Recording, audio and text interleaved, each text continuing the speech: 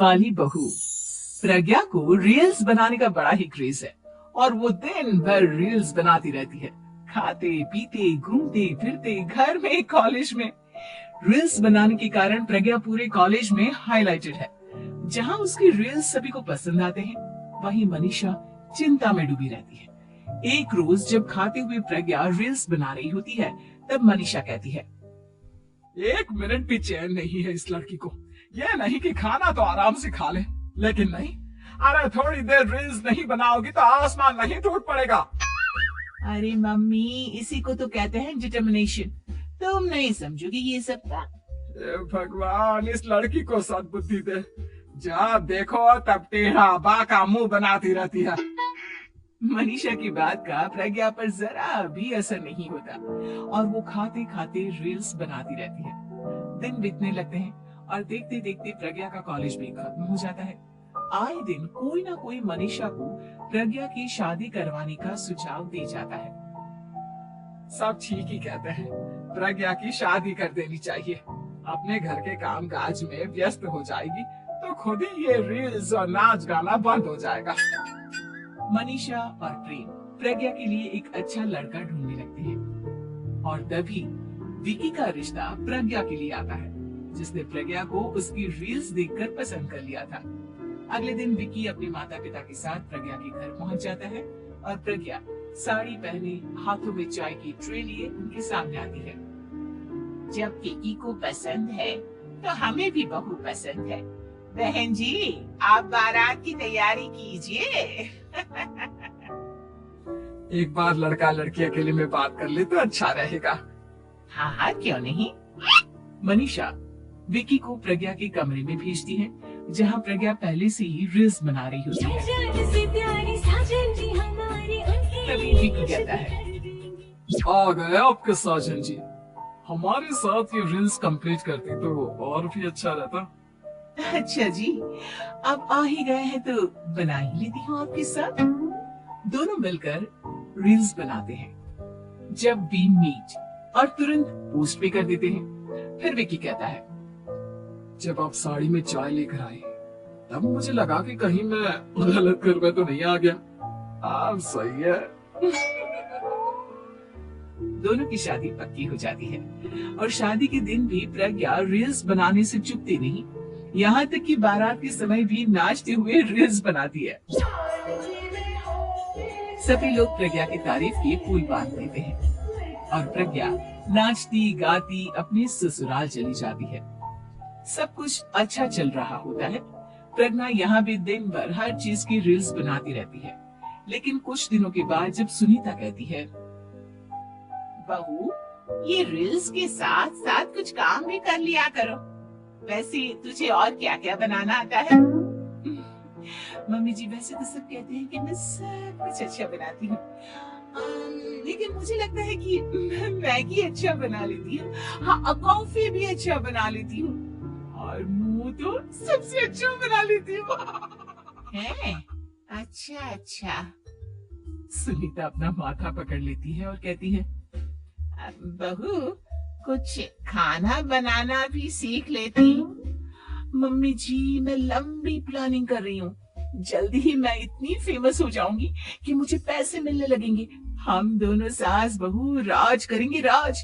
नौकर काम करेंगे और लोगों की तो लाइन लगेगी हमसे मिलने के लिए। तेरा दिमाग खराब हो गया है क्या बहू? हंसी मजाक तक ठीक है, लेकिन इस तरह घर नहीं चलते। जितना जल्दी हो इस घर के तौर तरीकों को सीख लो। प्रज्ञा मुंह घुमाकर चली जाती है और तुरंत उसी वक्त एक रील बनाती है।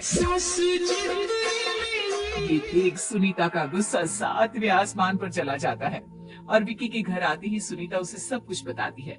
विकी भी अब प्रज्ञा की इन हरकतों से परेशान हो जाता है। तुम टेंशन मत लो मामा, मैं देख लूंगा। विकी कमरे में जाता है तो देखता है कि प्रज्ञा रील्स बना रही है। विकी बड़े ही प्यार से प्रज्ञा से कहता है, प्रज्ञा, इन सब के लिए मैं तुम्हें मना नहीं कर रहा हूँ, लेकिन फिर भी हर वक्त तो ये अच्छा नहीं लगता ना। समझने की कोशिश करो, मुझे भी तुम्हारा थोड़ा वक्त चाहिए। मैं जब ऑफिस से आता हूँ तो मुझे समय देने की जगह इसी में लगी रहती है। तुम ज्यादा ही सोच रहे हो। तुम भी मेरे साथ रील्स बनाओ ना, तुम्हें भी बहुत अच्छा लगेगा। तुम्हें इज्जत से कोई बात समझ में नहीं आती क्या? दिमाग खराब हो गया है तुम्हारा इस चकाचौंध से। अगर तुमने अपना रवैया नहीं बदला तो मैं तुमसे दूर चला जाऊंगा। तुम्हें रिश्ता लेकर आए थे, मुझे लड़कों की कमी नहीं थी और न आज है। विकी दरवाजा पटक कर चला जाता है। धीरे धीरे विकी प्रज्ञा से दूर होता जाता है। एक रोज मनीषा प्रज्ञा के ससुराल उससे मिलने जाती है।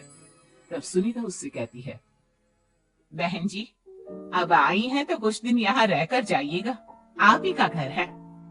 हाँ मम्मी, बहुत दिन हो गए तुम्हारे साथ एक भी रील नहीं बनाई मैंने।